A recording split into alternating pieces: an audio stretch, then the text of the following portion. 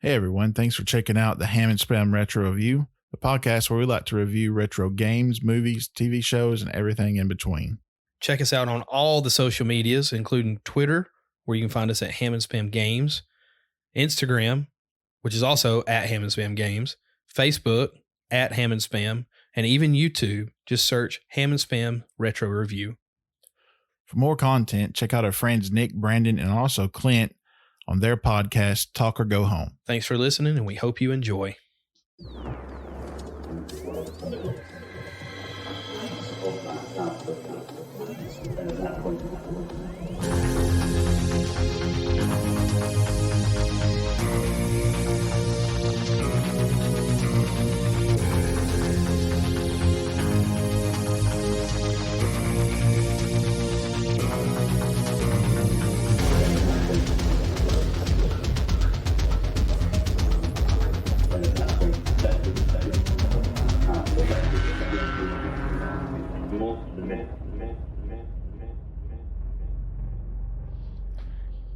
All right, and welcome back to another episode. Doing things a little differently on this episode. Instead of reviewing a retro game, Or by doing a watch along of a movie or an episode of The Simpsons. we are doing a review of a retro game. Movie. Retro. Or a retro game movie. I mean, you're 50% wrong. How about that? There you go.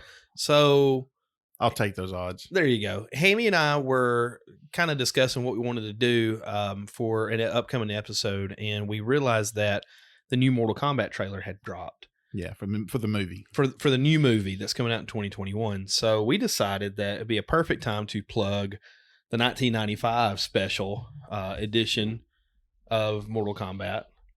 Which is a fantastic movie. It doesn't hold up very well. Like, we can really critique it, but this was 95. I would have been 11. I've been 12. 84, 94, 95. Yeah, so 11. Depends on what month it came out. But, dude, I remember watching this movie. I did not watch it in theaters. The theater. Did you watch it in? I think I did. I'll tell you where I watched it. I watched it on Prime Stars movie order network. Prime, that's the name I've heard. That's one you hadn't heard in a minute, dude. Yeah, so it's Prime Star dishes. That's the only satellite we had at the time. There was no direct TV out this way at that point. I mean, crap, we barely got 6 meg internet right now. Yeah. So yeah, I remember 1995. This movie come out. I remember. Oh, we were waist deep in the 90s at that point. Weren't we though? But see, it was a weird time for the movie to come out because it was several years after the first and the second game come out. When did the third come out? I will have to do research on that. Well, it came out at the perfect time as far as the 90s go. Oh yeah, mid 90s. Everything was. Mortal Kombat is a 90s game, very much a 90s game. You know, now I think about a lot of retro games around that time were really felt like they were tailored toward that time period, that kind of culture.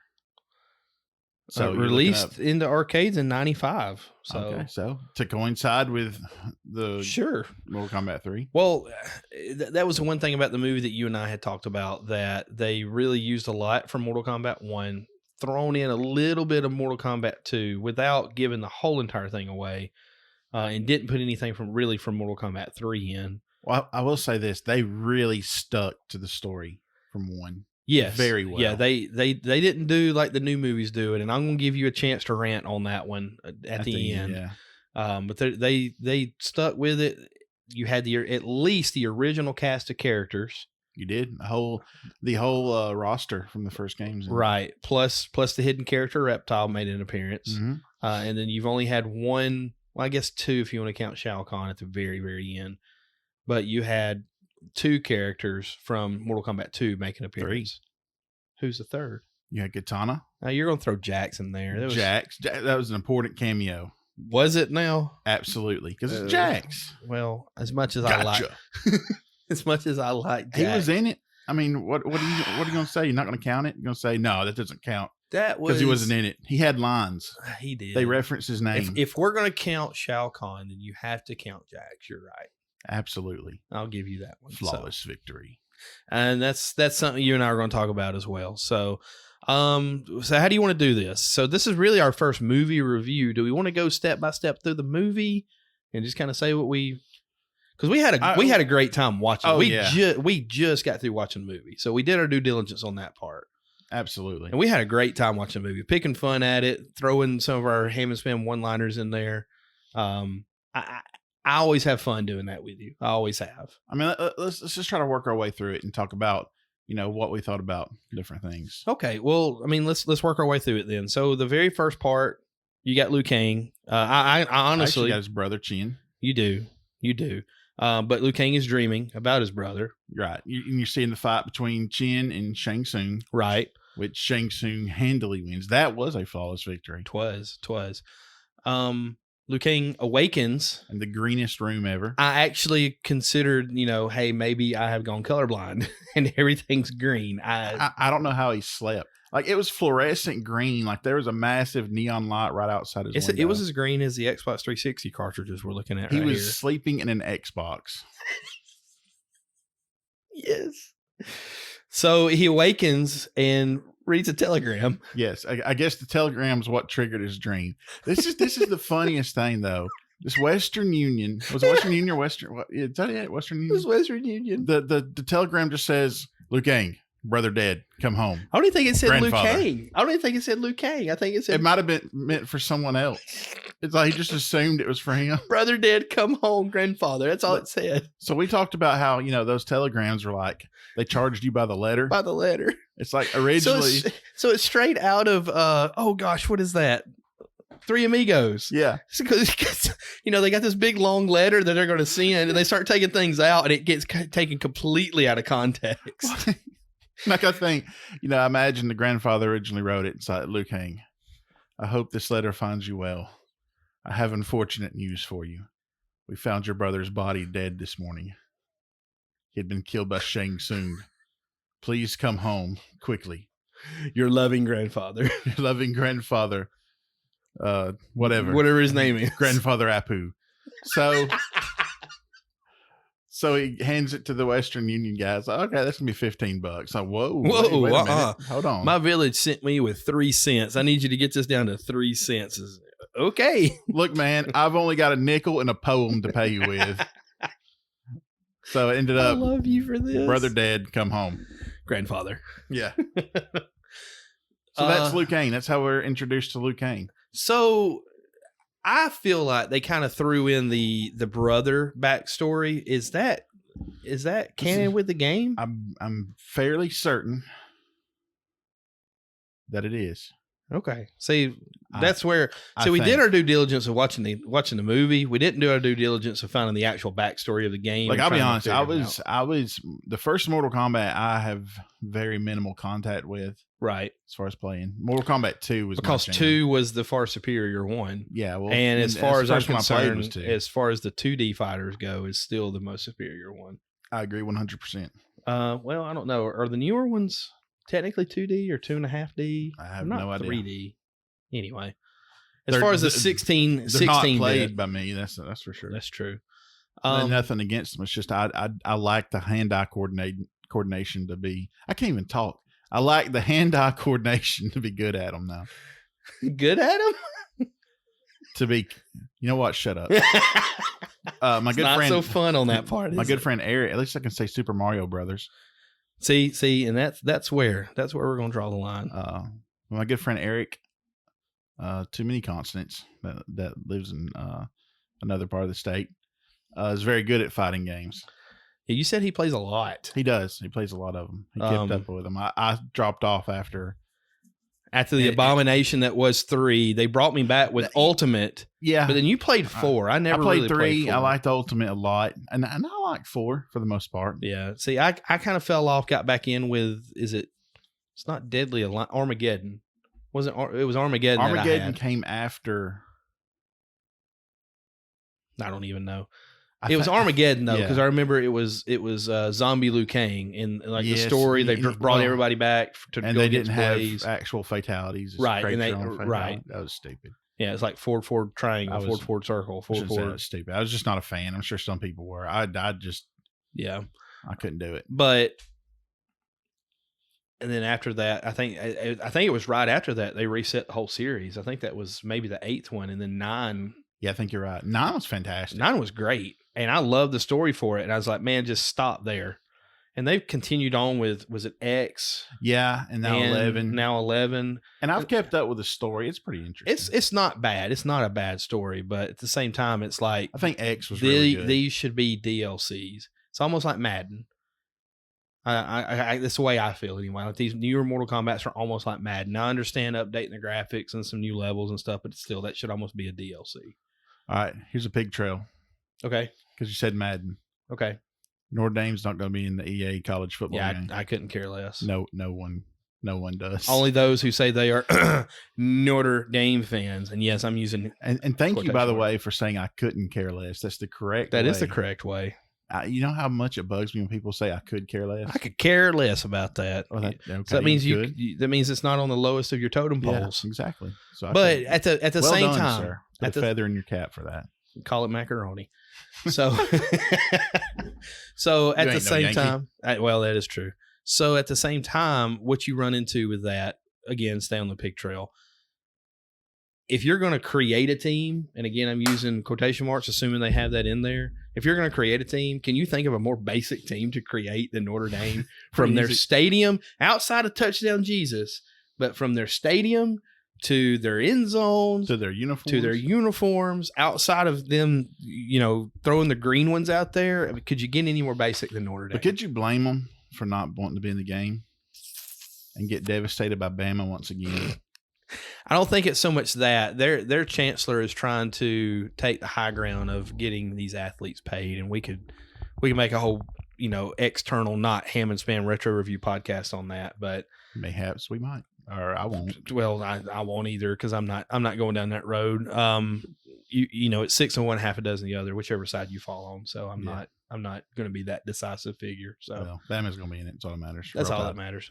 Somebody said Troy might not be in it. What? Yeah, there's like 11 teams. Army, Bray Wyatt's alma mater. Army, yeah. Army and Navy were 2 of them as well. Maybe Air Force. I can't remember. Oh. Because they're independent. Okay. But Air Force is in a conference, in the Mountain West Conference, so they may have to because of conference affiliation. Aren't they based out of Colorado? They are. All Colorado. Right. I like it. Well, back to the story. So we've got Liu Kang. Yep, and then the very next scene we get Johnny Cage. Was it Johnny Cage? Yeah, I think you're right. Because you got Johnny Cage. No, it was Sonya was next. Okay. Either way, I mean, they end up introducing the other one that's not being talked about right now. Sonya's chasing Kano, okay, who is an international criminal who killed her partner, mm-hmm. and she's wanting to take him down for revenge. Of course, Kano is working with Shang Tsung. No, at this point, yeah, at this point he is. Oh, that's right, because they're in Shang the club. Tsung's like, just make sure she gets on the boat, right? And you can't hurt her, can't touch her, right? I didn't realize that Shang Tsung was a little thirsty for Sonya Blade in this movie. I never noticed that before. Yeah. Never saw it. It made sense when we were younger. Like, okay, he wants a queen. He wants, something like that. We didn't really know that he was picking on the weakest one, basically, so he could win the tournament. That's true. That's very true. So, I bet it wasn't so much romantic desire. It was she's the weakest easy win. One. Yeah. Easy win. Well, let me tell you what, little 12-year-old Hammy was thirsting after Sonya Blade. Veronica Vine. Yeah, actress Bridget Wilson. That Veronica Vine. That was my crush in the mid-90s. I can't tell you because, and this is a little bit of a picture. It's a lot of a pig trail, because the actor that played Liu Kang ended up playing Horatio. Is that his name in Beverly Hills Ninja? I'm not sure. I think it's Horatio. No, because that was Chris Farley's character. Anyway, Beverly Hills Ninja, he was Chris Farley's adopted brother. Yeah. And that's all I could think of was Chris Farley. I wanted Chris Farley in this movie so badly that I made Chris Farley in this movie. Was he? No, he was alive at this point, was he? Yes. Okay. Yeah. Brave Little Ninjas is 96, 97 maybe. Okay. I just can't remember when Chris Farley died. What a sad day. And you know who I've really grown to really miss in my later years of life? Phil Hartman. Phil Hartman. Thank you. Well, that was pretty amazing. You hadn't said anything about. I hadn't said anything. Hi, I'm Troy McClure. You may remember me from such savings videos. It's dig a grave and save. So there's our Simpsons reference for the game for the review. So anyway, Kano is in the club. He's talking to Shang Tsung. Shang Tsung says, "Hey, save Sonya. Don't touch her. Make sure she gets on the boat." And if that makes sense why he didn't want her hurt the entire time. Right. So if you really are watching the movie, again, we kind of got this out of context, or not out of context, but out of order. It might have been the Johnny Cage. It might have been Sonya. Anyway, at some point, all of this happens. But Johnny Cage comes in. We don't know it at the time. He's on a set of a movie. He's fighting 4 guys. And I'm going to only bring this up because you made reference to it, where they're fighting, and there's 4 different guys. He gets guys 1, 2, and 3 all to go down, and he gets number 4, and he's like beating the crap out of him. And all of a sudden, they just stop. And he just looks at him and says, "This is the part that you fall down." So you had kind of made the comment of the forced humor in this movie. Well, that'll come back later, apparently, that line. But yeah, there's a lot. And I think the 90s movies did this a lot, but there's a lot of, man, that was a lot of words. I'm not on my A game. I am not on my You know why you're not on your A game? I've got a food allergy going on right now. Well, that, and you know why else? Why's that? A couple of things. Number one, you took a Benadryl because of your food allergy. Oh, I did. And number 2, you are sporting a huge jug of water that you have said that you purchased from Amazon. Yeah. You're drinking a gallon a day. It's got little notches on it that tells you at what time you should have all this finished by. Yeah, I think I'm behind. Well, you probably didn't get up till about noon either. So 11. Well, there you go. So yeah, I think you've flushed all your smartness out. All right, so starting back over. Going. A lot of forced humor, and I think that was just a 90s thing. You know, it's like serious scene, stupid one-liner, right? And I agree. I think that's a lot of 90s things, but you could even see it in some movies now. But oh yeah, like it just stands the out Avengers. More. Yeah, the Avengers movies, they kind of do the same thing. I wonder if people our age back in the 90s like thought the same, rolled their eyes, cringed at it. Probably not whenever it was popular. But maybe when they go back and watch it now, kind of like we do. So, because I don't really cringe so much with like the Avengers stuff, because you get Thor that will make a one-liner, especially in Endgame, where he makes a one-liner because he's Fat Thor. Yeah. But you kind of haha, that's funny. Let's keep going with the movie. Well, this one, haha, that's it okay, feels very forced. It feels very forced, exactly. Like there's times there's a time and a place to make that work, and it just didn't stand out. It's like, I need this scene to be serious because something serious is happening. But whatever. I don't know. Anyway, Liu Kang ends up back at the temple. Yeah, the Temple of Light. I think. Temple of Light. Is talking to grandfather. Yeah, not his grandfather or the grandfather, just grandfather. Yeah. Raiden shows up, talks to him about destiny and why he's got to get played by the fantastic Christopher Lambert, aka the Highlander, not Duncan, Connor McLeod. Yes, Duncan McLeod. Duncan was on the TV show. On the TV show, exactly. I don't know how I knew that. Like, I really did know that. You remember that theme song? Here we are. Yes, I do. Gosh, the 90s were great. They were. I need a time machine now. Look, you know what was not around in the 90s? Wi-Fi. Coronavirus. But I like where you're going to. Twitter. Just a simpler time. Just a simpler time. By the way, Pig Trail, are you going to pay for Twitter? No. Have you seen that? I feel like I'm paying for it now, and it's free. Paying for it with every day of your life that's taken away from you on the backside.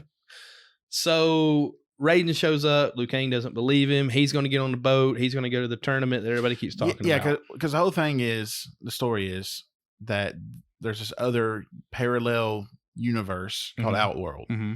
And realm. Yeah, there you go. And they like to invade other realms and take them over because the Emperor of Outworld, Shao Kahn, is wanting to, of course, expand his power and influence. Mm-hmm.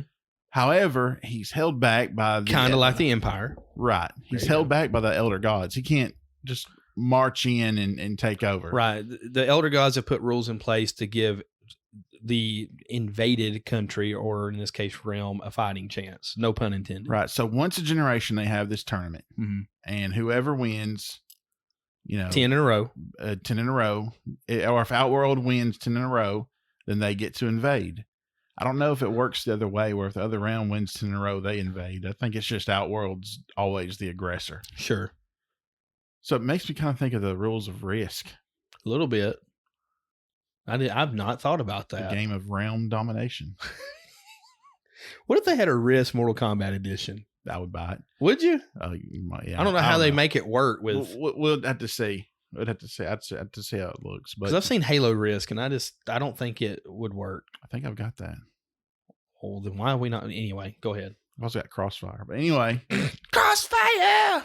You got caught up in the crossfire! Yeah. We're going to have to put that commercial in that spot right there. Yeah, we will. So, anyway. So, Liu Kang's clan, they are aware of this whole clan name is the Temple of Light. No, the Order of Light. No, I mean you're right on that. I'm talking about that's where the temple and the shrine stuff is. I'm talking about what the Shaolin. There you go. It is a Shaolin. Is yep, Shaolin monks. They're real. Anyway, so they're aware of it. So they've been grooming Liu Kang his entire life. Right. To be Earth's champion for this generation. And he's shunned this responsibility. Exactly. And he left to America. They always bring that up when you left for America. Because one of the one-liners was the Grandpa. First where I noticed the Grandpa. It's like, I'm sorry, Lord Raiden. He's been corrupted by America. Too much television. It's just awkward pause. Like nothing happens for like a brief second, and they get back to the movie. It's like that was cringe. You remember in Ninja Turtles, the animated series, the '80s Ninja Turtles, when they would just randomly just look at the TV screen and say, "Well, what can you do?" or something like that. Yeah, like breaking the fourth wall or whatever. It's kind of what that was. They were almost breaking the fourth wall. It just didn't fit in here because it's such a serious scene, right? But anyway, so they wanted to groom Liu Kang to be the champion. Liu Kang didn't want to do it, so his little brother Chen wants to step in and do it, and apparently preemptively tries to fight Shang Tsung before he's ready. Basically, I guess. Well, maybe I don't know. Shang Tsung. I don't know if he just showed up.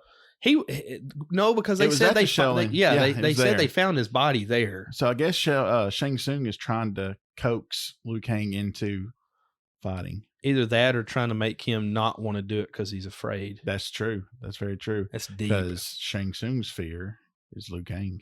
Right. Well, his fear is losing his power. Through Liu Kang. From Liu Kang. That's where he killed his brother. So that's why Liu Kang's back. And Liu Kang's like, all right, I want to fight in this tournament now. And they're like, he's solely seeking revenge. Though. Exactly. And it's like, you're fighting for the wrong reasons. Right. And you're not fighting to save people. You're fighting for yourself. You're being selfish. And so they start getting ready for the tournament. They have the boat come up. Right. They all get on the boat. And it's a man of war straight out of Assassin's Creed 4. Oh, this looks like something from Pirates of the Caribbean, like the ghost ship. Oh, yeah. Because it rolls in, like you don't see it. And all of a sudden it rolls in all this fog and everything. And my gosh, it is painfully obvious it is a set when they're on the boat. Yes. So they're all at the pier 40. Why there's 40 piers, I don't know. In Hong Kong, apparently. Right. Johnny Cage and Liu Kang kind of have some interaction. There's a lot of comedy, little slapstick stuff. There's kind of a NPC moment here with what's the martial arts guy? Art. So you kind of learn who Art is, and Johnny's like, I saw you fight in London. You were very good, right? And that's all the backstory you needed just to know this is supposed to be a really good fighter. Yeah. And that's all it was to set it up. Earth's best martial artists are showing up. Which, by the way, we didn't touch on why Johnny's here. Sonya's there for revenge on Kano. On Kano for killing her Liu partner. Kang is there for revenge for his brother being killed. Right. Johnny Cage is there for revenge because they didn't rate his movie very well. Exactly. IMDb. But no, he wants to be taken seriously as a martial artist, and all the tabloids are calling his movies fake. Right. They don't see him as a martial artist. They look at him as an actor. So actor. So this is his way of saying I'm real, because it's like, if I win this tournament, they're going to tell everybody I won the tournament. It's kind of serious. Is that not kind of what people were saying about Jean-Claude Van Damme a little bit too back at this time? I never doubted him. Have you seen Bloodsport? 1 and 2. Or that commercial where he's doing the splits between the two trucks? Yeah. That was real. In my mind, that was real. No, it's real. That was but Jean-Claude Van Damme. Anyway, keep going. So on the boat, we're introduced to... No. I think you're jumping a little bit ahead, because Sonya has come and she is kind of staked Kano, out. yeah. And she's waiting for Kano, and there's some interaction between she and Jax. And this is where you see Jax. Yes.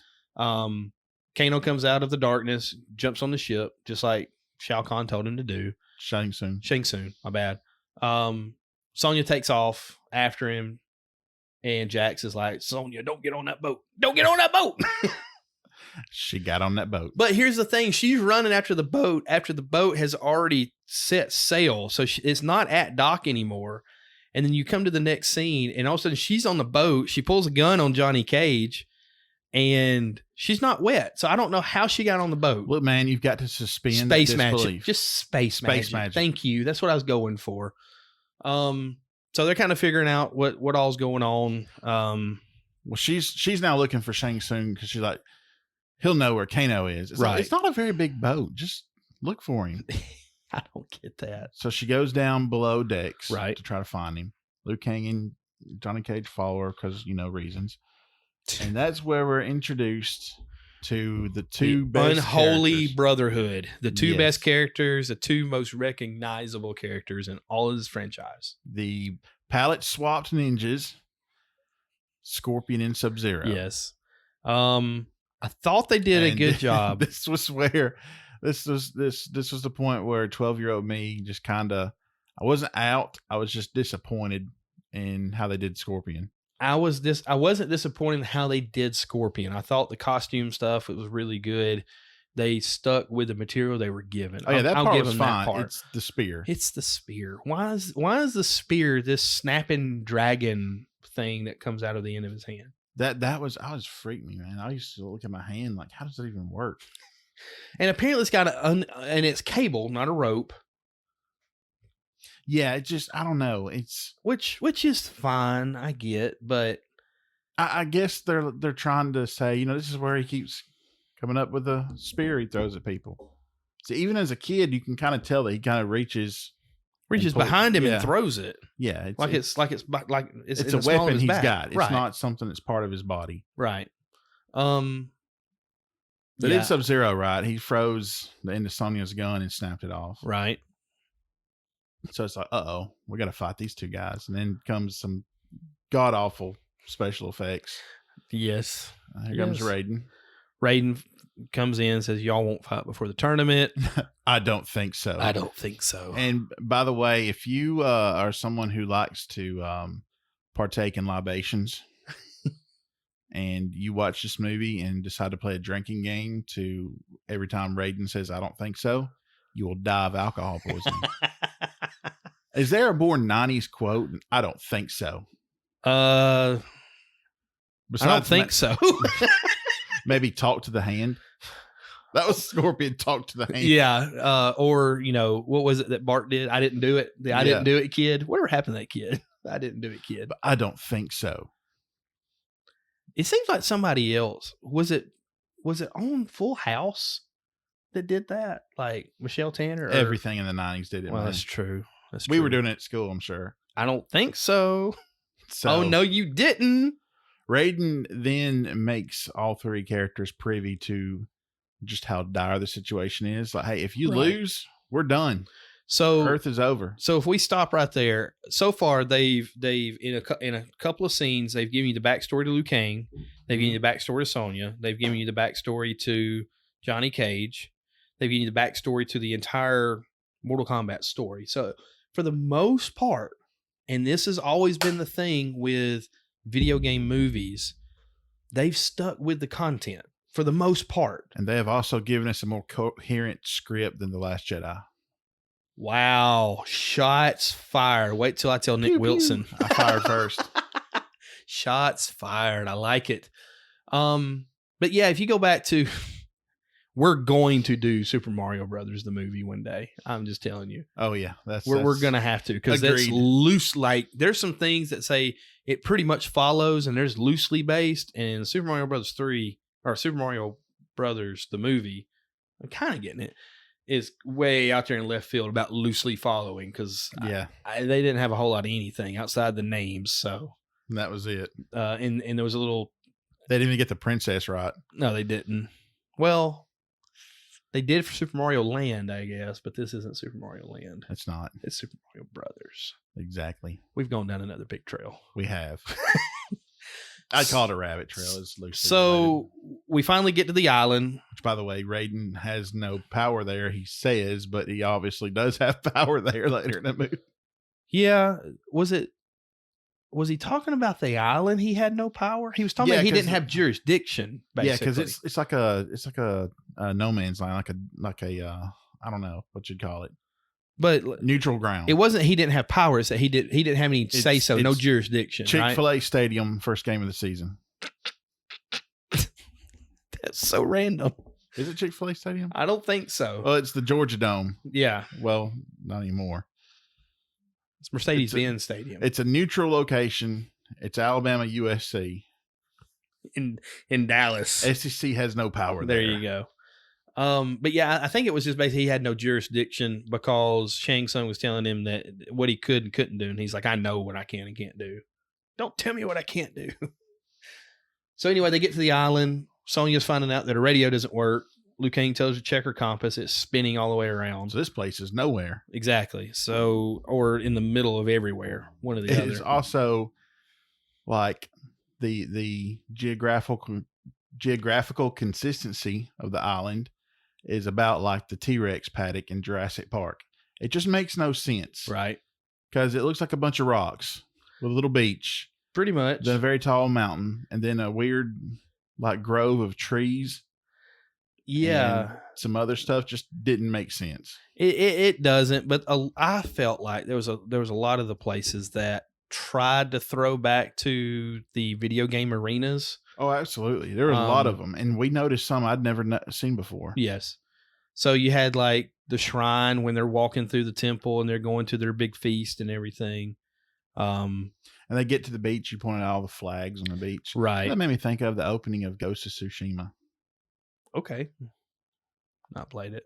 So, oh my gosh. I know. I don't have PlayStation 4. It's true. And I shan't.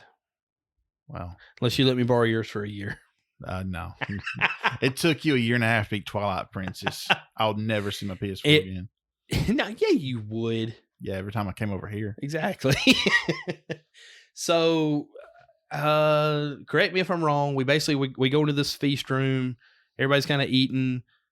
Liu Kang is kind of making eyes with Katana because we saw that at the beach. That's one of the things we missed at the beach. No, it wasn't at the beach. It was at the top of that big, massive stairs. Okay. Where Johnny Cage finally loses the last of his luggage. Right. And we see Princess Katana. First, you don't know that at the time. Yeah.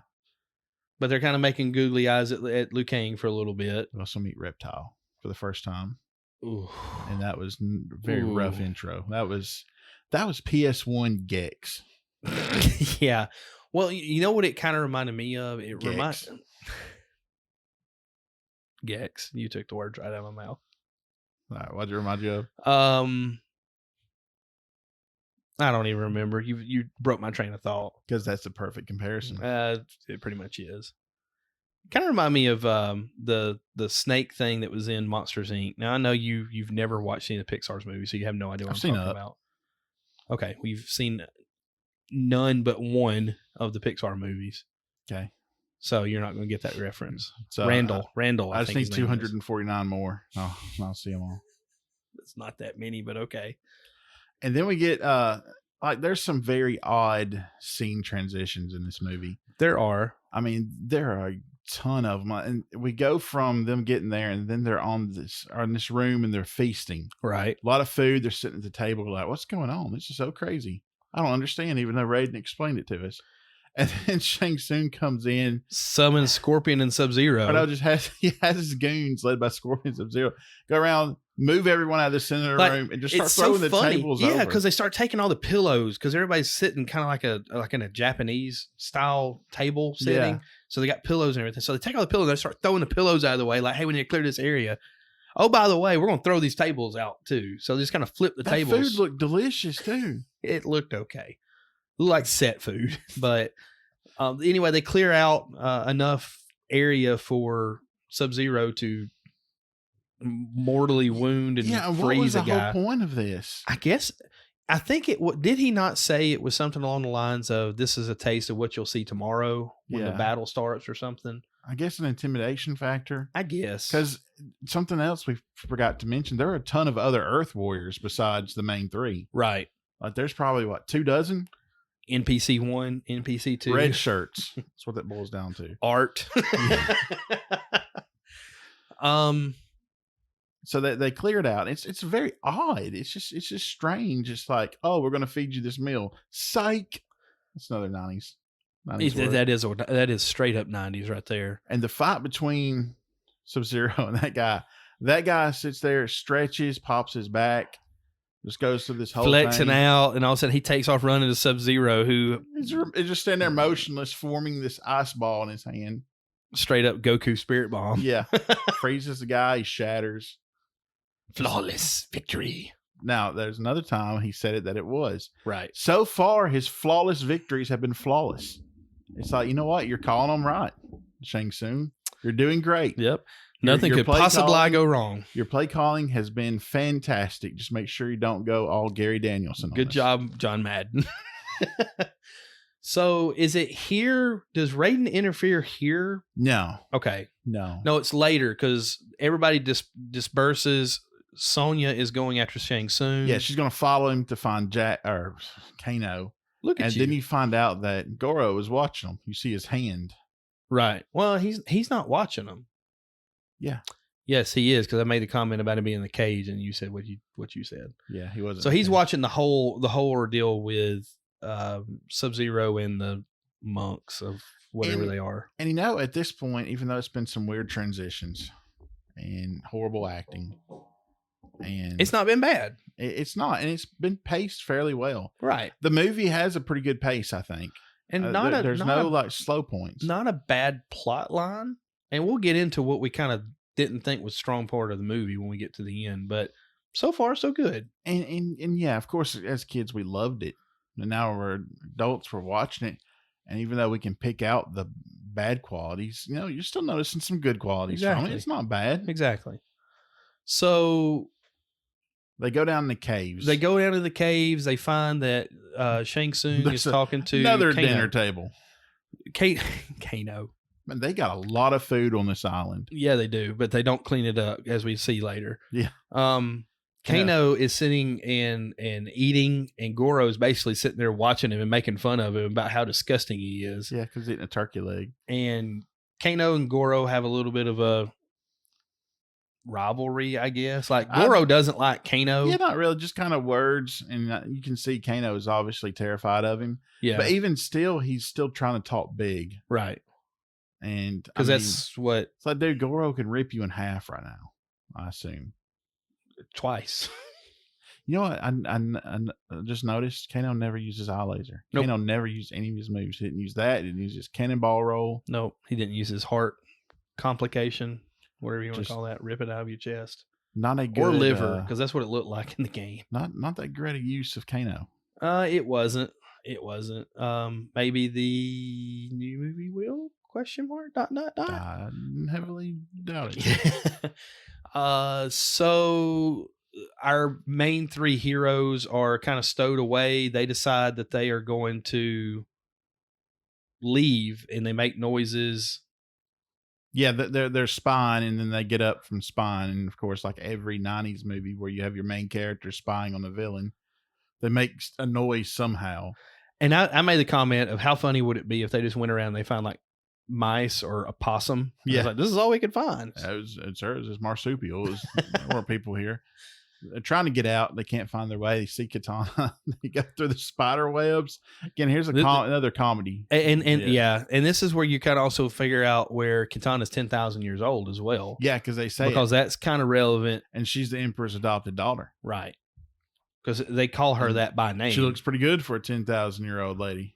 Yeah, well, But you also find out that maybe she's supposed to be loyal to Outworld, because even though... Because that's her home. Yeah, and Shao Kahn's her adoptive father, but you find out maybe her loyalties aren't quite so with Outworld. Well, Shang Tsung's worried that she'll help Liu Kang. Right, because of who's ruling. So, if you take somebody that doesn't want the same thing to happen to their home world, maybe they can prevent it from happening from their home world, but also help me overthrow.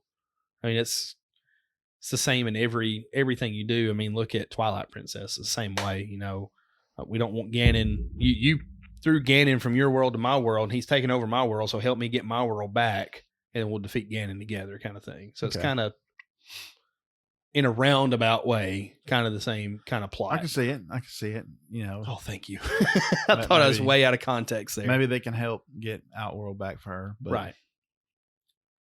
Anyway, then it goes back. They take the trail. They're trying to follow Katana, who's obviously not been down this trail because you've got to break away all the spider webs, which is the funny scene you're talking about. Yeah, because Johnny Cage is like, she went this way. They end up back at the feast room, and then they start fighting with these guards again, and then all these other guards show up. We also, during this whole fight scene, they're playing the main theme, because you muted it for a little bit and noted that the music makes the scene better. Yes. We did do that. We were sitting there, and that's one of the complaints that we're going to have is kind of the choreography with this movie. Yeah, it looks, what'd you say, very choreographed? Very choreographed. But let me tell you what, that soundtrack is all over, man. That is awesome. Well, it gives a different pace. What is the YouTube video where they take the song out and it's got Mick Jagger and Dancing in the Street? Yeah, Mick Jagger and David Bowie. Yes, they took the music out. It's just well, that wasn't really them singing. Oh, I know, but like they've got the you can hear the feet stomping because they're stomping and no music's going. Kind of the same thing. We turn the music down and it just it totally affects the whole scene. God, that music though, that was straight up 90s. But I think we need to pick up this pace just a little bit. Raiden shows up. Helps him out. Again, I don't think so. He shows that he has power, he has electricity. Right. The next day starts the tournament proper. Right. So the first match we see Liu Kang versus Jalen Hurts. versus. Do you think that's an Outworld warrior, or do you think that has to be? Why would Earth fight themselves? They're trying to win because it's a tournament. I don't think that's a human. Okay, I mean that's fine. I just bring up. I don't think that's an Earthling. Okay, I just bring up how a tournament would work. I mean, look at Cobra Kai, or you've not seen Cobra Kai, so never mind. They have people from the same dojos that's all in the same tournament, and they're all trying to get to be 1 and 2 to win for the championship. So they would, at some point, it's unlikely, but at some point, if that's the case, they would fight each other. Okay. Because you think about climbing the mountain or climbing the ranks in the game, and I know it's a game, but you don't have, everybody's not an Outworld character. Okay, I can see your point. I mean, it could have been an Earth guy, but I don't know. You just don't think it fits with the plot? No. Okay, that's fine.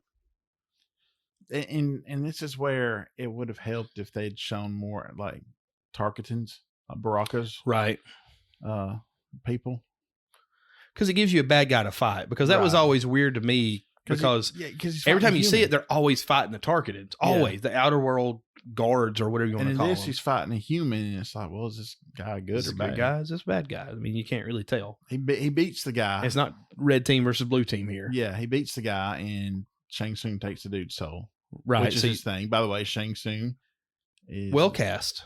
Oh gosh, the casting all around I thought was great, but especially him. Right. Oh my His goodness. facial expressions. That guy in was this born movie. to be a movie villain. And he's a sorcerer who can take people's souls. Your soul is so he's mine. immortal. So he's kind of the person that Shao Kahn has put over the Mortal Kombat, over the tournament to see his will. Yeah, his to make first sure in that command. he wins. And Prince Goro, I think we're going a little too fast because we forgot to really talk about Goro. Okay. Goro is a Shokan. Yes. Was it the race? Big, massive, green, four-armed guy. Well, he's tannish green in the movie. I don't know why they made him so dark. Look, it looks like he took like some self tanner and just rubbed it all over him, and that this is the result. He heard he was going to be a movie. He wanted to look good. But even you and I talked about his character design for the movie. It's fake as all get out. But considering what he is in the game, I thought they stuck pretty true. They did good with that, and they did good with it. And he's massive. How tall do you think he's? 8-9 feet. Yeah, every bit of just it. Huge. I mean, he's basically got two torsos, and he's the reigning champion. This whole thing started. Now, Earth is you need 10 wins to invade a realm. Mm-hmm. Earth has already lost 9 times in a row. But see, there's other realms before that, and if I'm not mistaken, he's like 10,000 and he's had like 10,000 victories in a row, or whatever the lore is with the Mortal Kombat lore. And this whole thing started with Liu Kang's ancestor Kung Lao, not to be confused with Kung Lao from Mortal Kombat 2, being defeated by Goro to start their 9-game losing streak. I love the football reference. We don't know anything else. We're in Alabama. So these are the stakes. I mean, it's high stakes, and you're fighting a soul-stealing sorcerer. You're fighting whoa. Say that again. You're fighting a soul-stealing sorcerer. Okay. You're fighting a giant four-armed monster. You're fighting a scorpion who can make snake things come out of his hand. Sub-Zero. Snake snapdragons. Sub-Zero who can freeze things. And Kano. Who doesn't do anything. Yeah, if you don't play the game, you're gonna think, man, that guy's terrible. He sucks. He kind of does. He does, because the next match. No, I'm talking about in the game too. I'm not a Kano guy. I mean, I know he does that ball thing and he does the laser. Some games he was good, but yeah. But no, the next match is Sonya versus Kano. Sonya wins actually pretty handily.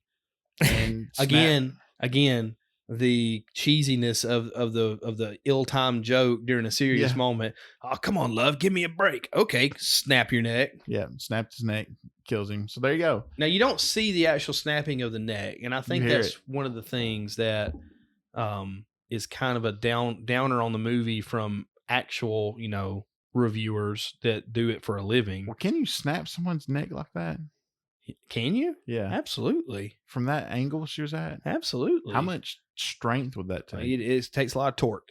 Okay, but she's got some insane torque because she had him like a head scissors. Well, if you think about it, if you've got something here on your neck and you're really literally rolling your neck around it, you're expanding it and it'll pop, because her foot was here, on the side of her neck, on the side of his neck, and when she just rolled it over, it's not like when the head comes over, it's going to force the leg out. I mean, it's going to have to try to roll over, and it just kind of snaps the neck. All right, well, there's your physics lessons. There you go. So Kano's defeated. Mm-hmm. Liu Kang and Sonya both won. Was it? Next was Johnny Cage. Has he called a flawless victory yet? Did he call it on? No, he didn't call it on Liu Kang. He didn't call it on Liu Kang. He didn't call it on Sonya. And he wasn't present for Scorpion. No, because Scorpion's the next battle, right? Yeah, and because you made the comment of, oh, well, Johnny Cage or Liu Kang, he gets typical NPC, nobody. Sonya gets Kano, which there's a rivalry there, but outside of that, there's nothing there. It's two Earthlings. Johnny Cage drew the short straw, and he got Scorpion. And the first part of his fight was, I'm sorry, it's god awful. It was awesome to see. I got to word this carefully. It was awesome to see because this is the first actual fight scene you see with Scorpion.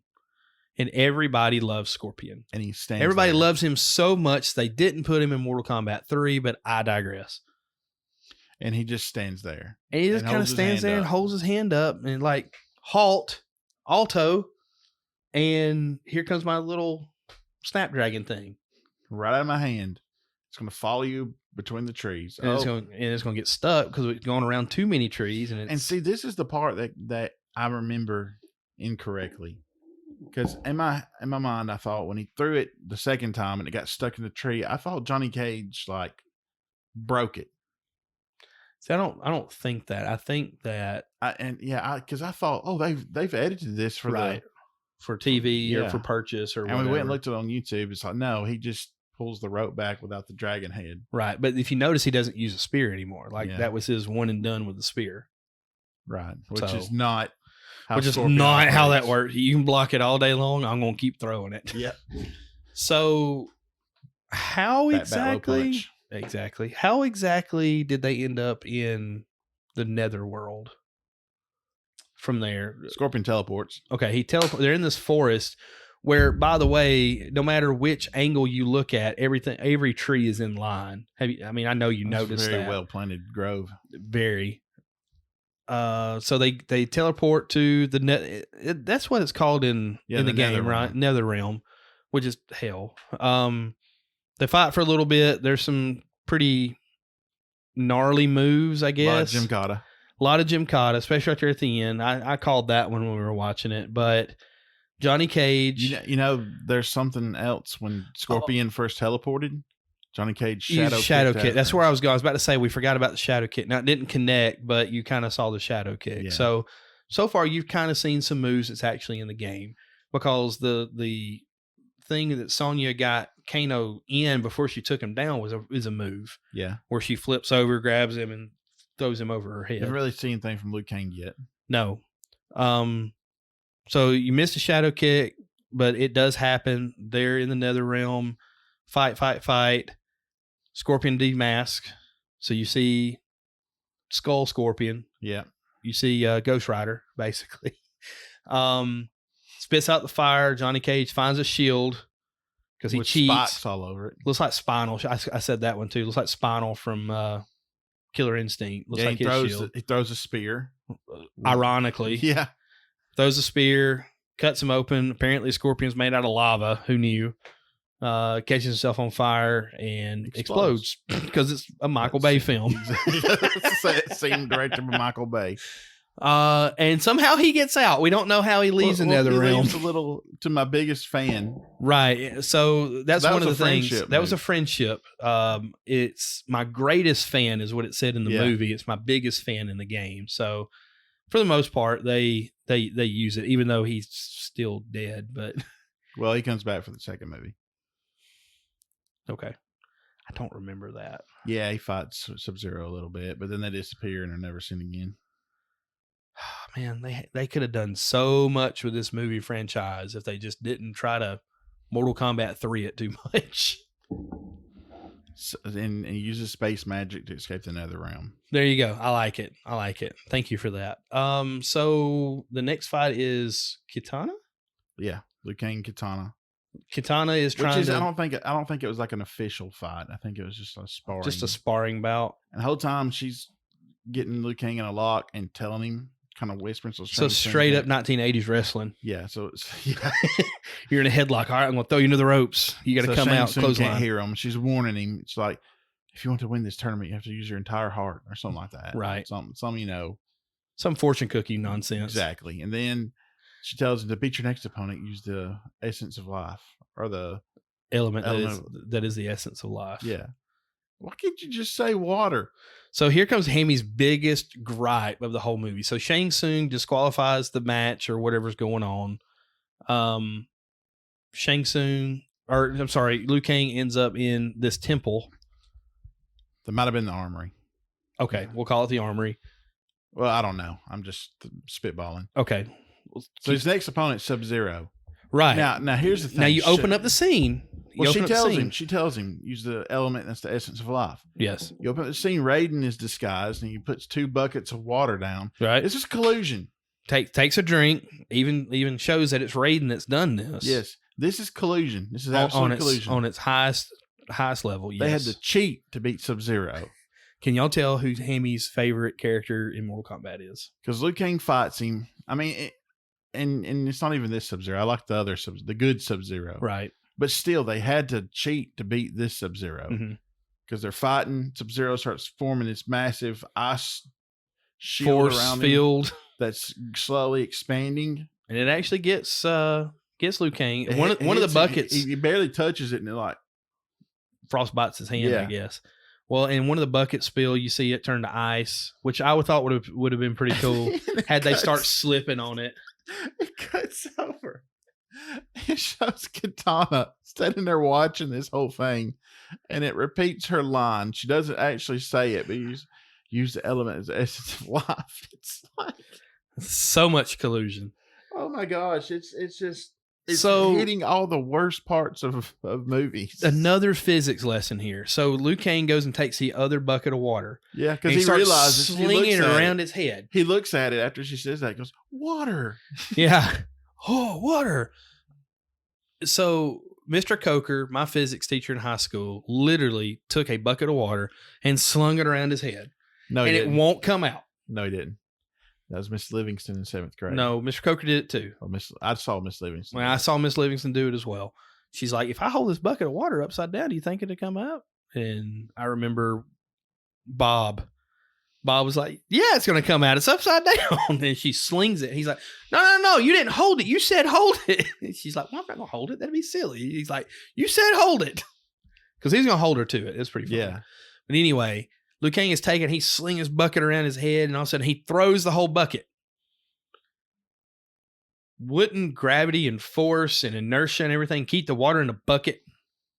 It would. It just freeze and fall down. It just, right. Instead it froze into an icicle and kills Sub-Zero. Yep.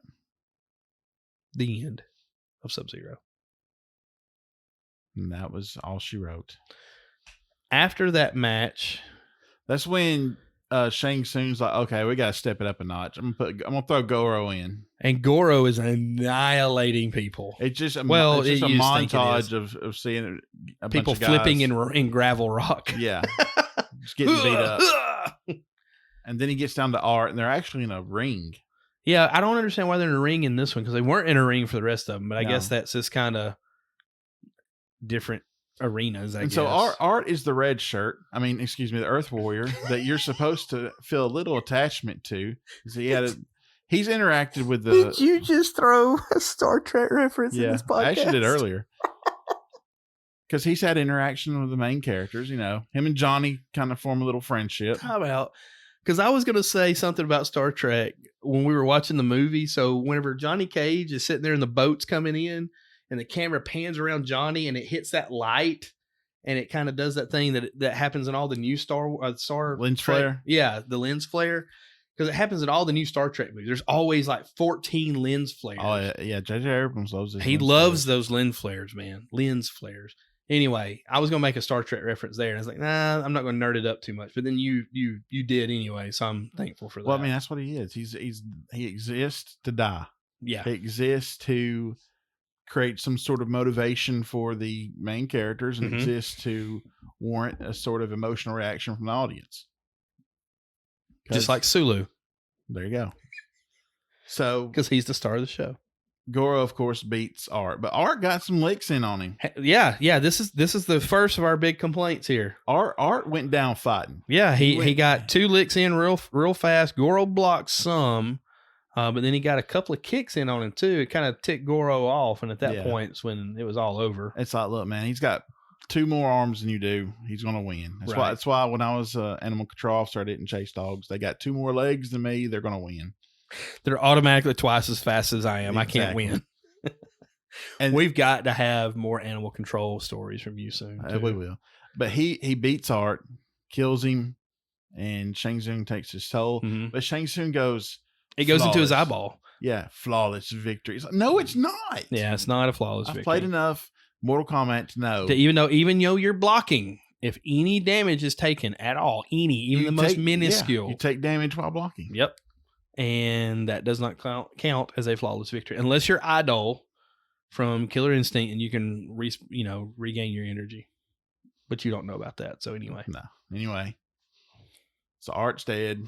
And Johnny's PO'd. There's only 3 Earth Warriors left. Surprise, surprise. And they're talking amongst themselves like one of us gonna have to fight Goro. And so Johnny just comes straight out. Raiden gives him the worst pep talk ever. Right. And like, yeah, you can't win. You can't win. You don't want to accept your destiny. I'm out. Straight up out of Lou Holt's playbook. You ever seen Lou Holtz do any of that? He would come in and he'd go, "All right, guys, this week y'all just going to lose to Notre Dame because y'all are terrible." And then like by Wednesday, he's like, "Well, maybe we have a little bit of a chance." And then by Saturday, he's got these kids wanting to fight through, tooth and nail to try to beat this team he said they didn't have a chance against. Because that's what he always did. That's why his teams were always decent, was because he made them feel like junk the first part of the week. And said, well, aim for mediocre. Yeah, exactly. But Johnny, and over the course of this, Johnny and Sonya develop, I guess, a romantic relationship, quote unquote. I mean, a lot of stuff's done behind the scenes. That's another complaint from this movie. Okay. Apparently, Johnny has discussed fighting Goro with Sonya, but you don't see it. You just see the aftermath. She's like, "Why are you going to fight Goro?" It's like, wait, you talked about this? Why didn't we see it? He goes to Shang Tsung and says, "I want to fight Goro." Shang Tsung's like, "Okay, I'll make a deal with you. You can fight Goro, but if you win, I get you or another fighter of my choice." And he's like, "Okay." Raiden's like, "No, why'd you do that? You've just screwed us all." Yeah. And then Johnny Cage is like, "It's Mortal Kombat. It's our fight." Finally, somebody understands what's going on. Yeah, apparently this is what Raiden wanted. It's just why can't people just tell them what they want?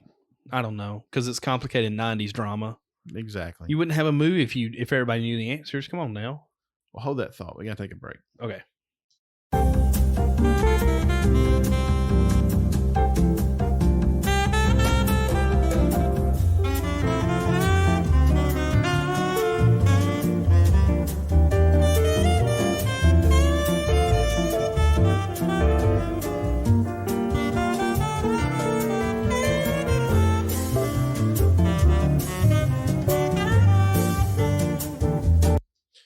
All right, sorry about that. Hammy's been drinking a lot of water. That's all we're going to leave it at. Yeah, exactly. I'm good for about another 30 minutes. Okay. So where we at? Okay, so there's a fight. Yeah. Johnny Cage comes out. He's all like Mr. Intensity. With his sunglasses. With his street clothes and his sunglasses on. Those are not fighting clothes. They are not. No one wore even in the game. That's true. Even in the game, he wore, his bicycle shorts or whatever you want to call it. Yeah. But he fights Goro. He does his ball breaker on him. Straight out the gate. Boom. Goro goes down. I always thought that was kind of a funny, yes, it's a serious moment, but that fits more to try to break it up than anything else. Yeah. I always thought that was a fantastic part of the movie. That wasn't forced. But then, he talks about how it hurt his hand and everything else. I would like to point out that you can't do that in the game. No, you cannot. Not on Goro. Not on Goro. So anyway, he lures Goro to this. So he does the move, and he runs like a chicken, out to a ledge on a mountaintop that apparently is so high that there's clouds below you and beside you, and fights Goro and tells him that those are $500 sunglasses, which you and I talked about. We don't necessarily believe that, but. Beats Goro. He says that line. $3. Says the line from the first part of the movie where he says the part where you fall. Because he kicked him off the ledge, but Goro caught it with one arm. Right. And then as soon as he said it, it just so happened that he slipped off and fell. Fell sideways. A little weird. Yeah, it was awful weird. So green screen though. I mean, somehow at this point, like immediately, Shang Tsung knew. I think Shang Tsung knew that Johnny Cage was going to beat him from the get-go. Well, that's why he had that. Go catch him, you idiot. Right. I think that's why he kind of had that built-in, safety mechanism for that clause. Right. Because he grabs Sonya, and you're right. It's like before this, I was thinking, okay, he just is attracted to Sonya. Right. It's like, no, he's picked her out because she's the weakest. Right. Because one of the things that the movie description says, you've got 3 martial artists. Well, and it talks about Sonya, Johnny Cage, and Liu Kang. Sonya's not a martial artist. She's a special agent. Well, Well, in the movie, she doesn't seem like she's a martial artist. and I guess I don't know if I brought this up, but I guess the clause of their agreement is he gets to challenge someone. If he wins, Outworld wins. Right. So that was the thing. If you notice early in the movie, because Shang Tsung has won the tournament or has had to win the tournament, he can fight at any point he wants to, basically. So at this point, Goro's out. He's basically the last fighter for the Outworld. So he grabs Sonya, escapes to the Stargate to the Outworld. Yeah. Straight out. Raiden's like, I can't follow you. I can't go there. This is where I can't go. You'll find help over there. It's all right. But at this point too, whenever they take off, you see Reptile. Yeah. He follows right behind Shang Tsung.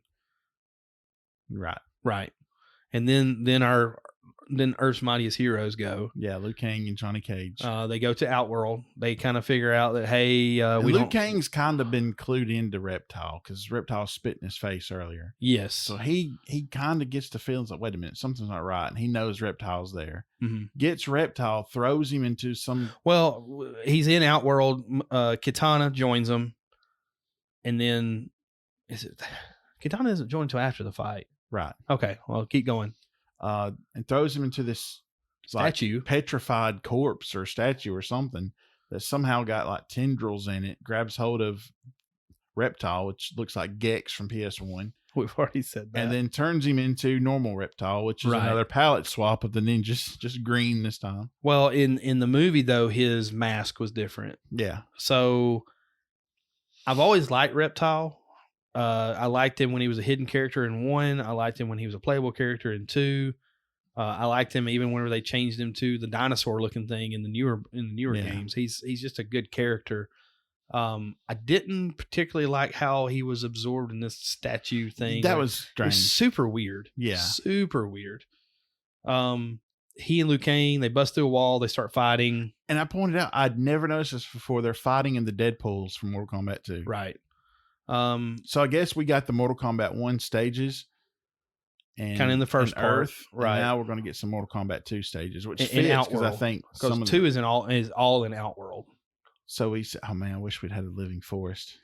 Well, is that not where Scorpion and no those? I know it's not the same. Faces. I understand, but I mean, is that where that's stage? I'm using quotation marks here. I don't think so. Okay, I think that's fine. I think the director was driving to work one day and said, "Oh man, that place looks awesome. Let's put it in the movie." Looks like the Alabama Forestry Commission has planted these trees, especially straight lines. And no matter where you look at them, they all look like they're always in straight lines. Let's do it there. Shout out to our Forestry Commission, by the way. But he beats Reptile. Yeah, with the bicycle kick, and didn't do the sound effect. And didn't do the sound effect. That was one Have of my. Seen the channel on YouTube that goes into movies and puts the game sound effects over them? Yeah. That's great, by the way, because I kind of miss the woo that comes with a bicycle kick. I will say this: of all the fights in the movie, this was up there. I thought, as far as terms of, I guess, choreography. Well, and I think too, you've got the character, the actor that plays Liu Kang, and you got Robin Shou, by the way, and you got the actor that did Reptile. I think they're actually more on par because I think Robert Shou had to dumb down his martial arts and make it more choreography for the other fights. Whereas I think this guy was probably more of an actual martial artist himself. Yeah. So it was very fluid. Right. And you could tell it was more fluid. And Johnny Cage's fight with Scorpion was pretty good when they got to NetherRealm. Yeah, it was. And then the Liu Kang Sub-Zero fight was all right. It was just really short. Right.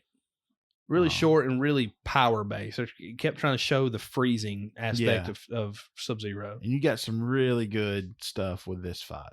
Yes, you did. And like you said, I think by far this was probably the best fight, even better than the final fight coming up. I think so too. I agree.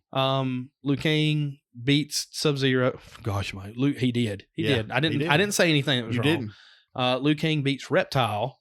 Reptile is within this corpse again, or statue, or whatever you want to call it, and he kind of steps on him and squishes him like a bug, which I don't know where all these worms and bugs and everything's coming from. I guess once he beat him, he became a statue again. It's weird. It's weird. But I guess they thought it worked. So We continue Which, by the on. way, why didn't Johnny Cage jump in and try to help him that whole time? That's one thing I didn't understand, but I guess they're, in a sense, kudos to them because they're keeping up with how Mortal Kombat the games went. There was no tag team back in the first 2 games, and the third one hadn't come out yet. Right. So there's no, we're going to get 2 or 3 people in there. We're going to do all this, 3-on-1, 2-on-1, 2-on-2, whatever. So I can see that, but at the same time, you're kind of like, he's literally right there. It's like the good guys are the tag team in WWE, and they won't come in to help, but the bad guys always come in and help. Yeah. So, continue on with the story. You find Shang Tsung, you find Sonya. Yeah, and we All see these- Sonya tied up. Shang Tsung's trying to challenge her, but if she doesn't accept, then he can't fight her. Well, if she doesn't accept, he can't fight her. But one of the things that Raiden didn't say was if she doesn't fight, then they forfeit and they win the 10th tournament. Allegedly. So, Because but he was point- called out for Yeah, messing with the rules by Kitana. Right. And that's why he then, says, I'm in a corner. I got no escape. I've got to fight. I choose you, Johnny Cage. Which that scene, that place where they're fighting, was that not? You looked up the tower from Mortal Kombat 2? It's not the tower, because the tower it's light in the background, and that's where all those clouds are swooping through. Yeah. So it's not that. I still and you think said it's armory. I think it's the armory. I agree with you. It made me think of the tower because of the monks. Right. So you have all these monks. It turns out that Johnny, Liu, and Kitana are all dressed up as monks. They're there. They're on the giant Mortal Kombat pendulum. Right. Shang Tsung. Hold on. Sonya won't accept the challenge. He tries to throw in that, then she'll forfeit. And that's when Kitana comes back and says, how dare you, savage the good name of Shao Kahn. She's actually got more power in the Outworld than he does. Right. Because they're not on his island anymore. Now, Right. he may own that island, but they're in Outworld where she is the princess. The princess, exactly. And she also said earlier that her father, her actual biological father, his finest warriors failed them 10 generations in a row. That's why Outworld has been taken over by Shao Kahn. Right. So according to the movie, Shao Kahn came from somewhere else than Outworld. I don't think that's how it is in the game. I think her realm got invaded and beaten like that. Right. But I don't think But you think Outworld is Outworld in the game. Yeah, unless maybe your realm just gets added to Outworld. Like it just grows and absorbs these other realms. Like Atlanta. I knew that would get you. Well done. Well done. No, maybe because, if you've got the local people that are still there, they still consider it Outworld instead of, Palace of Shao Kahn, or whatever, Realm of Shao Kahn or whatever. So I don't know. I think. So is Atala, Alabama, part of Outworld? It sure seems like it. They look alike. People of Walmart, if you listen to this podcast, go to Atala, Alabama. Not physically. No, please don't. Where are we going with this? I don't know. So Shang Tsung has to fight Liu Kang. Well, Johnny Cage he challenges Johnny Cage, and then Liu Kang steps in and says, "No, you'll fight me. I challenge you." So, what if? And I'm just throwing, parallel, different scenario here with. Well, if Johnny Cage had accepted. No. What if Johnny Cage gets mad at Liu Kang? Says, you can't decide who fights. He challenged me. I'm going to fight. And all of a sudden they go at each other. I think that would have been it kind of would have painted Johnny Cage in a bad guy scene, I guess. Yeah, and it wouldn't fit more with of a his character. narcissist, I guess. Because at this point, they've kind of accepted their roles. Right. But I just, they are. What kind of context would that have added to the movie had that happened? I think, Sonya got what she wanted. Right. With Kano. I think defeating Goro gave Johnny Cage that confirmation he was looking for. And I agree with that. I'm just saying hypothetically. And I think Johnny Cage knows that this is what Liu Kang has wanted. This is his revenge he got on aspect. the boat. Since the first moment he met him, this is what Liu Kang wants. Right. I don't think Johnny would have taken that from him. But what if? We can what if a lot. What if the boat had sank? Oh my goodness. Would that have made it Sub-Zero? It wouldn't have made a whole lot of sense. I agree, because like you said, everybody's kind of gotten their retribution that they sought out. What if Raiden accidentally brought salt water? Didn't freeze his Finish the daggone movie. No, My you goodness. what if? I don't like you right now. It's a different context of the movie is all I'm saying. It's not necessarily 45. Liu Kang challenges, fight scene. He calls up all these warriors that burst through these sewer lids that from different cultures, like a samurai. Looks like you got like a Polynesian warrior, right? And they all fight Liu Kang. Liu Kang just basically one hits all of them. Pretty much. So he's been the chosen one, Neo. Yeah, exactly. They bring up the whole "you're the chosen one," right? Which I don't know why they did that. I don't know why they had to do that. I like it better when. Let's get on the backside before we get into that. Let's finish the movie because we'll come back to that. Remind me of this, okay? Yeah, he fights. He goes to fight Shang Tsung. Shang Tsung turns around. He can shapeshift. I think we failed to mention that again. Yeah, we did, because that's where we said that, or Carrie had said that's where Johnny's agent or whoever that martial arts guy should have been Ron White. So Shao Kahn shapeshifts as his Liu Kang's brother and is trying to deceive him, but Liu Kang's having none of it. He's like, no, every man chooses his own destiny. I don't get that. Like you said earlier when we were watching the movie, you literally sit there and watched him shapeshift.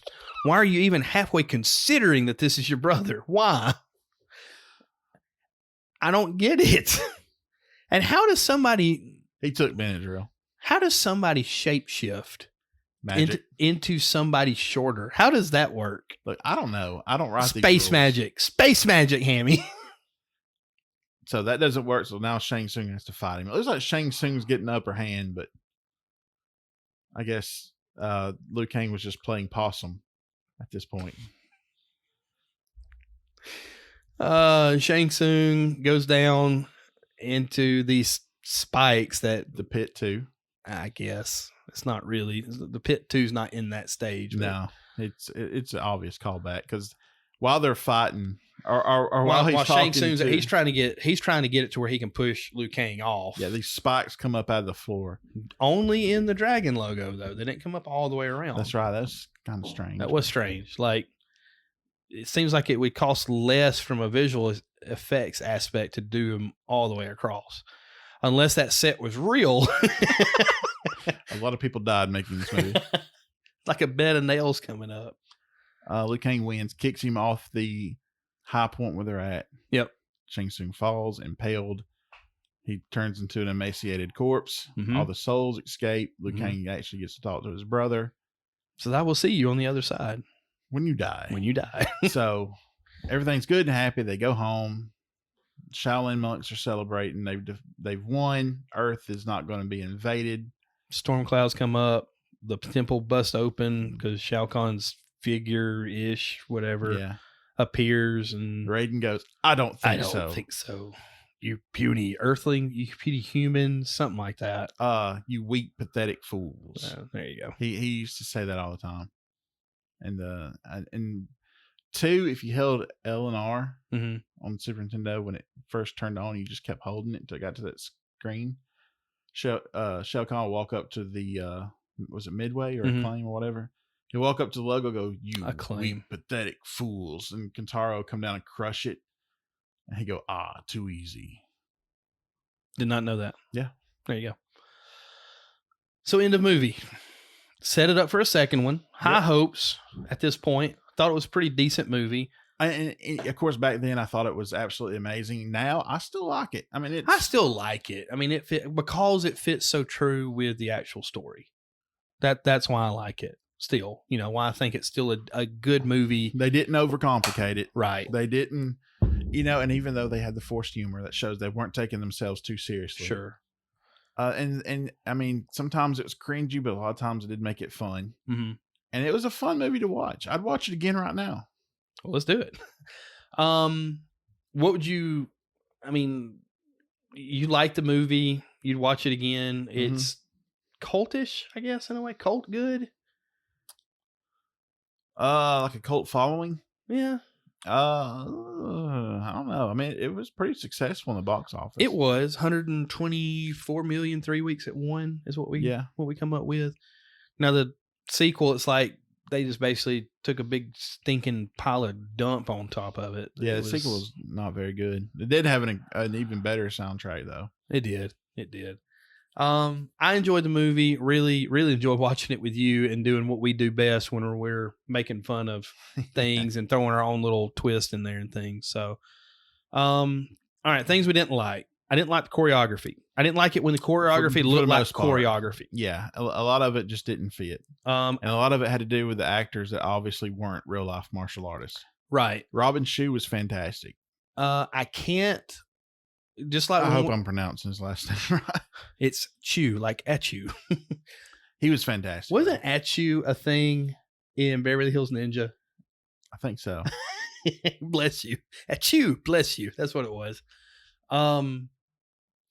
I can't knock the graphics because the graphics are what they were for the time. You know, you can look at everything now and look how realistic it looks and all that. So we do the same thing when we review games. We really don't do the graphics that much. I don't feel like.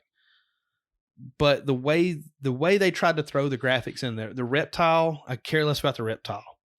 Goro wasn't bad. Goro wasn't bad. There were some scenes that were obvious set pieces. The ship was the worst offender in that regard. Right. But the others were fantastic when they were on the beach. Mm-hmm. That forest. Because they were actually even Netherworld looked great. Yes.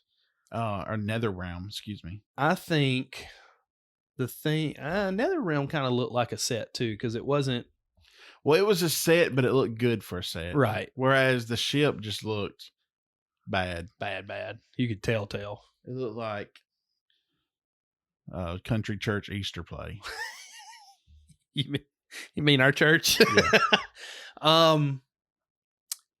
The thing not that good. That's gonna kill. The thing that's really gonna kill me on this is the Scorpion stuff. They explained how Sub-Zero and Scorpion were mortal enemies, but when they're under my control. Right, it's a passing line. What ticked me off is a line from Raiden right after he comes in and saves the main characters from Scorpion and Sub-Zero. Yeah. He called them sideshow freaks. Right. It's like you're talking about Hanzo. What's his name? I don't know. Scorpion and Sub-Zero. The clan leaders of the Shirai, mm-hmm. Shirai, and the Lin Kuei.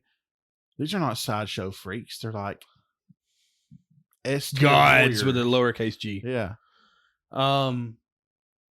I will absolutely all day long boo on the Scorpion spear thing. It was terrible. That was bad. I did not like that at all either. I'll boo a little bit on the reptile character, not the fighter, but the character where it's just, computer generated Gex. So yeah, their treatment of Scorpion Sub-Zero was not, and reptile. And I mean, I get it, and I'm looking at fan eyes because Scorpion Sub-Zero have always been my favorites. Right. I guess from a story perspective, it's a little harder when you're not fleshing them out because they have a very awesome story between the two. Oh yeah, a lot of history, and they were kind of relegated to sideshow freaks for the movie. Yeah. So that to me is my biggest thing. But at least they felt threatening. You can look at some of the acting and kind of here and there. A lot of the dialogue was cringy. But the casting of these characters I thought was really good. Oh, spot on. Because we made that reference about how whoever they cast for Johnny Cage made a really good Johnny Cage. Yeah. But we also had our fun with it where, if you could cast somebody else, who it would be? I had said Matthew McConaughey. Yeah. You'd be a lot cooler if you did. But yeah, everyone was cast well. I really like Christopher Lambert as Raiden. He's got that Batman voice going throughout the whole thing that's kind of puts me off a little bit. Because even in the games, when they finally give them dialogue, he doesn't sound quite like that. I do wish Raiden had fought. We didn't get to see Raiden fight. No, he did get that weird scene on the ship where he said, "Follow me," and he turned into a lightning bolt. Yeah. And he kind of had a scene where he kind of, was it the guards maybe? Where he kind of zapped them? No, he just showed up and threatened them. He went, "I don't think so."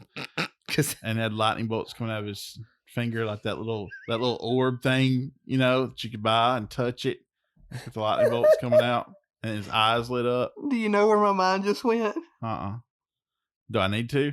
Yes. Do we need to pause this? No. Is it two monkeys in a movie? I know you forget it. All the monkey movies on TBS. But this time he shot lightning bolts out of his finger.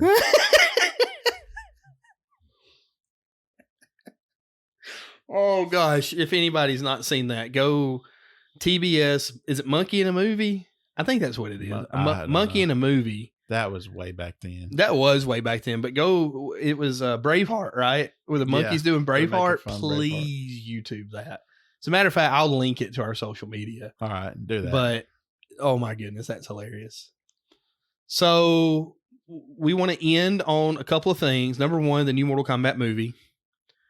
I'm not in. Go for it. Go for it. Not in on it. Okay. No Johnny Cage. That confuses me because he's the main character of your reboot franchise, right? Of the game franchise. Yeah, exactly. He was the main character in X and 11. Was he the main character in X? Pretty much. I mean, he's the guy that they explain where his powers come from, and him and Sonya, of course, they're married. It's in the future. They got Cassie Cage, but yeah, I knew he's a much bigger player than he was in the originals, right? And I told you, I was not really the biggest Johnny Cage fan. I loved him. He's a very popular character, very popular, and they just leave him out of the movie. That's strange. I will say this from what I've seen in the movie. I do like the fact that Scorpion and Sub-Zero look like they're going to get a lot better treatment than this movie. Oh, that was the other thing I wanted to bring up. A lot of people kind of crapped on the movie because of PG-13, given the history of Mortal Kombat, how gory and bloody it was. The only blood that I really saw in the movie was when Shang Tsung had some on his lip. That was it. How dare you make me bleed my own blood? So that was the only blood. There was a little bit of guts here and there with the frozen stuff, but you could tell it's set pieces. This new movie's supposed to bring it though. Yeah. So well, the trailer they released has already brought it. Yeah. Set it down and walked out. I'll give it a chance. I won't go see it in theaters. I will not get HBO Max or HBO Now or whatever it's called just for this movie. I will watch this movie whenever I get HBO Now to watch Kong versus Godzilla. Yes. I mean Godzilla versus Kong. Or Godzilla versus Kong, whatever it's called. One of the others. When is that? Like end of March? It's coming up. Yeah, we got to watch that. So the thing that I told you to come back to, where are you? And I know they can't do it from the cartridge standpoint of what it used to be. And they've been able to do somewhat what I'm about to talk about in the Mass Effect games, where they can read your save and kind of see how you played 1 and it affects 2, or maybe they see how you did 2 and it affects 3, whichever one it is. They couldn't do that with the cartridges. So what they ended up doing was Liu Kang won number 1, Liu Kang won number 2, Liu Kang won number 3. I'd care less about all that. Why make a fighting game if you're going to have your in the sequels that you're going to have the person you want to win? Does that make sense? No. Okay, you have a fighting game. We're going to call it Mortal Kombat, and you got, was it 7 characters to pick from? Yeah. All right, you play through the game with all 7 of those characters. They all have different endings. I'm using quotation marks. Well, we're going to make a sequel. Mm-hmm. Well, according to the book in the sequel, Liu Kang won the first tournament. Yeah. Why have a fighting game if you know who's going to win the freaking thing? It's canon. I mean, you got to. Okay. I mean, that was always my issue with Mortal Kombat. What are you going to do if you have Shang Tsung? There's no Mortal Kombat 2. Is that what you're saying? That you wish that you could save who you beat it with and go on to the next one? Yeah. So Scorpion won the first Mortal Kombat. Sub-Zero won the second Mortal Kombat. So Scorpion won the first one, so Outworld wins. So no second Mortal Kombat. Okay. Sonya wins the first Mortal Kombat. Okay. Sub-Zero wins the second one. Okay. Liu Kang wins the third one finally. I mean, I don't know. Why are they gonna have any more Mortal Kombats then if Earth keeps winning? What? Why'd they have 2? I thought we I just realized that's a plot hole. Yeah. Well, no, it's not a plot hole. I think it was what we explained earlier that Shang Tsung come up with something that said, "Hey, double or nothing for one more, and we'll host it here in Outworld." I think is kind of what is the layman's terms. But on what you're saying, I mean, you've got to have a story. Somewhat. Yeah, you got to have a story, but it doesn't necessarily have to be the same person winning every time. Well, yeah, when that's your main character. Football's not fun if Alabama's winning every national championship. Wait a minute, that's a bad example. Oh, whoa, what? That's a bad example. It was a joke. Don't end the podcast. So, no, Liu Kang's the main. I mean, he is the main character. Well, why did they kill him off? Why did they shift it over to Johnny Cage? Maybe they got tired. You know how else you could shake it up? You know how else you could shake it up? Not have him win the first 3. I'll get off my soapbox. Yeah, please do. Please don't ever develop video games. They would be god awful. No, main character dies. I'm not saying that he dies. I'm not saying to kill him off in the first one. I'm saying, why is he winning the first 3? Why is he the golden goose? It makes sense. For him to win 3 tournaments in a row. Yeah. One character to win 3 tournaments. Did he win 2? Yeah. Are you sure? Yes. Was 2 like an official? Yes. What about 3? Was 3 even an actual Mortal Kombat? It was just forget the rules. We're going to invade. That's basically what happened with 3. I mean, that's why I hate 3. I mean, why does Mario beat Bowser at the end of Super Mario Brothers? You're still going with that. I love it. I just don't understand your way of thinking. Because it's only Mario. So the only person that can win is Mario. So let me get this. You want a game where your character of choice wins the outcome. It would have been nice back in that time, yes. So you would like if they come out with Mortal Kombat, when they come out with Mortal Kombat 12. I got you what you're saying. So you would like a game. What you want, Clint, is basically where you take a character, you're playing a role. You don't you're playing this game. Do not do that, because we're going to talk about that too. The outcome you want carries over to the second. I will push that red button. So you want an RPG. I hate you. Guess what, Clint? There's games like that. Are there? Yeah. How about that? They're RPGs. Okay. Mass Effect RPG. Okay. So there you go. There you go. You want to play RPGs. No, I don't. But you just said you wanted to see your personal outcomes determine the sequel. But I also said, yes, I did say that. I'm not going to negate that I did say that. But I'm also going to say that I would like for it not to be Liu Kang centric. That's all I'm saying. And what I mean by that is the first 3 Mortal Kombats. So who would win? Anybody but Liu Kang. I don't care who it is. What have you got against Liu Kang? I don't. It's just, I don't know. I don't like Liu Kang being the golden child of it. Why? Because I want it to be somebody else. Who else would it be? We've already been down this road. We all know who it would be if I had my way. Scorpion? It would 100%. He was a bad guy. Okay, that's great. He was a bad guy in 2. That's great. And he went in 3. I understand what you're saying. You could still keep the story and say, oh yeah, by the way, Shinnok, actually was the one that did whatever, blah, blah, blah, which is actually how the story goes. He's went against the Lin Kuei. Did you say Shinnok? What is his name? Shao Kahn. No, it was... When you get to the 4th one, you learn that Shinnok, who is one of the elder gods, is the one that is the actual one that killed Scorpion's family, not Sub-Zero. No, it's Quan Chi. Quan Chi. Who's Shinnok? He is the... See, you acted like you didn't know earlier. I mean, he is a villain. Okay, it was Quan Chi under... How is Shinnok in it then? Shinnok told Quan Chi to do it? I don't know. He won Shinnok's the first in it somewhere or another. Anyway, you can still have the same crap.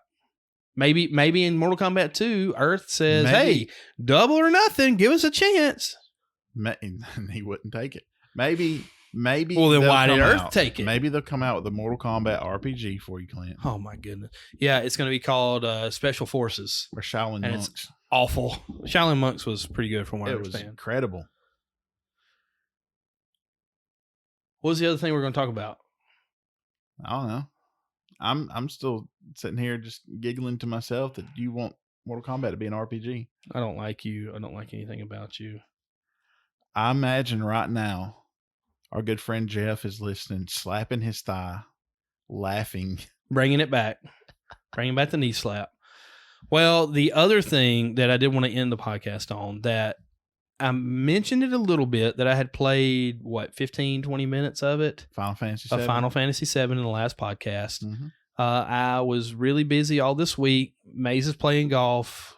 The weather was pretty nice here, so we had a lot of golf practice. And we need it. But last night I sat down, played almost 2 hours worth. Yeah. I'm having a hard time getting into it. I'm trying. I really am. And the fact that you're trying, that's why I brought you a little Debbie today. It is. And the fact that in our Discord that you had taken a screenshot that said Clint is playing Final Fantasy 7 because you said, yeah, I don't know if this will ever happen again. I'm taking a screenshot. Well, I mean, even if you don't, if you end up not playing anymore. Because everybody talks about how great the Final Fantasy games are. Here's one of my hangups on Final Fantasy. If it's a Final Fantasy, why is there 12 of them? Why is there 17 of them? What was it, the first one, the final one? Exactly. So, and that's just an inside joke. Don't send your hate mail to @ClintThompson68. But I'm having a little bit of a hard time because it's a lot of, I called it farming. What do you call it? Grinding to get your XP up. Yeah, to get your level, raise your level. And there's a lot of me just literally sitting there hitting A over and over and over and over and over again until I finally beat the guy that I'm trying to fight against. Yeah, I mean it's all stat based. I mean it's basically behind the scenes. There's a lot of figurative die being rolled. Yeah, and that's what RPGs are. They're stat based. Well, I'm with JRPGs. I'm more of a skill based combat kind of guy, which would be like your action adventures and your Assassin's Creeds and things like that. So Zeldas. Anyway, I'm still going to give it the old college try. So Jeff, if you got any pointers or tips to help me get through some of this, help me out. I've gotten to the second reactor, and I've met the president. I don't know who the president is, but I've met him. Right now, it's Joe Biden. Oh my gosh, the president of the company that I'm trying to blow the reactors up of. One thing I'll give him credit for, I've been to 2 reactors and they both look exactly the same, except one, the palette color is just a little bit different. Kind of like Mortal Kombat. And that's, ladies and gentlemen, is how you come full circle. All right. Full circle with a dragon in the middle. I like it. So that's our review of Mortal Kombat movie. I will say this. We have been going for 1 hour and 38 minutes minus the bathroom break. So we might have been talking about the movie longer than the movie was actually a movie. So if you stuck with us this long, we appreciate it. If you have another movie you want us to either watch along or review, let us know. We're pretty open. We've got some games coming up that we want to get to kind of finish out season 3. We'll take a little bit of a break, try to get some games played during that time after season 3 and start on season 4. Yeah, talk about that. Our plans for the future of the podcast. Well, you and I kind of touched on some games that we want to cover for sure. And we don't have them all lined out. So again, if you guys have made it this far in the podcast and have anything y'all want to let us know to review, let us know. Or movies, or even Simpsons or TV shows or anything like that. We've got some things kind of in the works on some other projects, some YouTube stuff that we want to do. Just got to find the time to do it. Especially, coming up with summer workouts for football and everything else coming up. That's really why we're trying to bust this up into seasons, to give us some time to bank some recordings and whatnot as well. I don't know if you and I have actually decided on a number, but it's going to be somewhere between episode 12 to 15 for season 3. And this is number 8 or 9 of season 3. So we got to figure out our number and stick with it and come up with it. So A couple more episodes.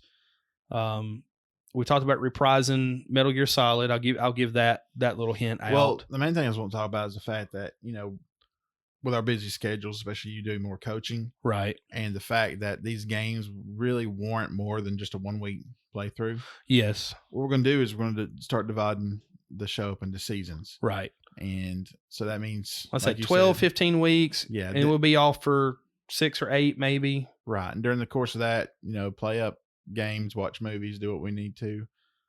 Come back with some episodes. Come back strong and, just grind out the episodes and have a little bit of time off. It is about to get to the point where you're going to be really busy with spring practices and stuff. Spring starts April for that part. But then, of course, there's summer workouts. Because for those of you that don't know, obviously the last couple of years I've helped Brandon, a.k.a. Turkey, out. It was Turkey, right? Yeah, it was Turkey. Yeah. With youth football. We've got a new head football coach at the high school level. He really put in place a lot of stuff we did this year, and he's asked me to come up and help on the varsity level. And I told him I would try. The main reason being that these opportunities don't happen very often. And if I told him that I couldn't because I was too busy or I didn't want to, that I might not ever get this chance again. So I was going to give it, the old college try, see how it went. And after the first season, he'll probably fire me because I'm terrible. Yeah, well, suffice to say, we're going to be busy, and our schedules might not allow us for regular recording. So This way, we can bank some episodes when we do get opportunities. So it's going to be one of two things. Release them in a very consistent. Right. It's going to be one of two things. Either we try to stay week to week and have it in seasons with median breaks in between. And it may, instead of the 8-week break, it may end up being a 12-week break. It depends on how long we actually have to go. This is, not necessarily the end. It's just we're trying to shift some things around. So it's either going to be that or we go back to every other week, and our downloads have suffered when we did that. Well, even then, you still got to make the time. Schedules, yeah. Yeah, you still got to make the time for it. So, it would be what you kind of got at the beginning of this season where we do 2 episodes back to back. And then some of the things that happen, we're not covering, during that week because we recorded it a week earlier. So we're going to be a week late talking about what happens the week that podcast come out. Yeah. You have no idea what I just said. I zoned out. But obviously, we love doing what we're doing. We hope that you guys love what we're doing. But at the same time, we want to put out a good quality product. We don't want to rush anything. We want to make it to where, we're playing these games. I thought that Halo 2 was a really good episode.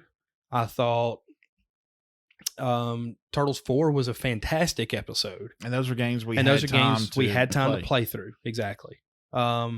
It took a year and a half. I thought Zelda was a good, Twilight Princess was a good one to go through.